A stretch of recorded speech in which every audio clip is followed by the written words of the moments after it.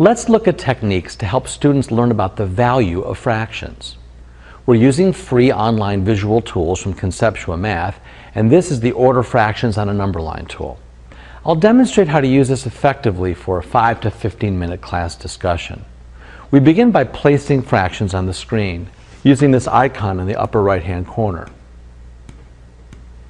And now we begin to declare the value of each one of those fractions. For instance, I'll make this fraction 1/4. We'll focus on fourths to begin with. And I'll make this fraction 2/4. I'm deliberately placing them so they're not in order.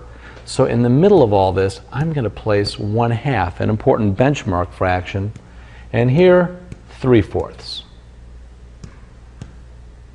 Now the next step is to lock them so I can start to use them. Here's where the class discussion begins. Students working in groups, working in pairs, can start to discuss questions that you pose. For instance, you might ask, where are these fractions going to be placed on the number line? You can be as specific or vague as you want to, depending upon the level of your student group. You could say, well, where's the 1/2 going to be located? How about 2/4? How about 1/4? And have students discuss it with their partner, with their group, and then talk about the justification for their decision. 1/2 is an important benchmark. We could begin by saying, we know the 1/2 belongs here.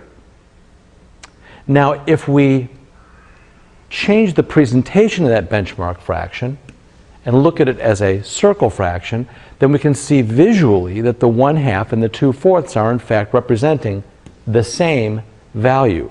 So this could help students arrive at the discovery that they'll be placed in the same location on the number line.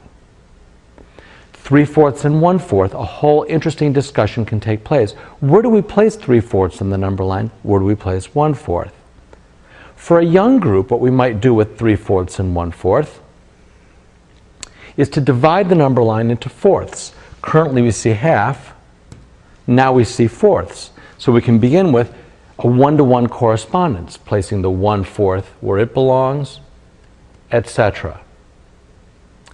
I hope this gives you some ideas. I'm going to place some different fractions on the number line and show you how this is moved up one step. So I've made that change. And now we have fifths. 4/5, 2/5, 1/5, 3/5, and 1/2. That benchmark fraction is still here. We can recalibrate the number line, showing fourths, now fifths. And this again helps students with that 1-to-1 correspondence. We can have them talk in groups and partners and have individuals come up to the whiteboard or use a computer. You don't need a whiteboard. It's great to have, like this Polyvision whiteboard.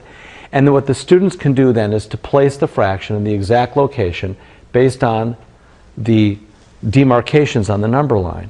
What gets interesting is when the students have an opportunity to consider where 1/2 will belong on this number line. And a whole conversation can take place where students come to the discovery that 1/2 is midway between 2/5 and 3/5. This is something you want to have arise out of conversation because 1/2 really is 2.5/5.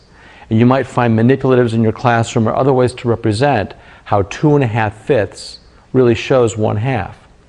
Realize that as students become more and more acquainted with these fractional values, understanding truly what they are, we can recalibrate the number line. Now there are no demarcations between 0 and 1, and it becomes a really intriguing task to be as accurate as possible within reason. You, the teacher, can make determination about what is reasonable as students begin with 1/2 and then determine where relative to the 1/2, the 0, and the 1 do the rest of these fractions go. A wonderful exercise helping students to understand the value of fractions.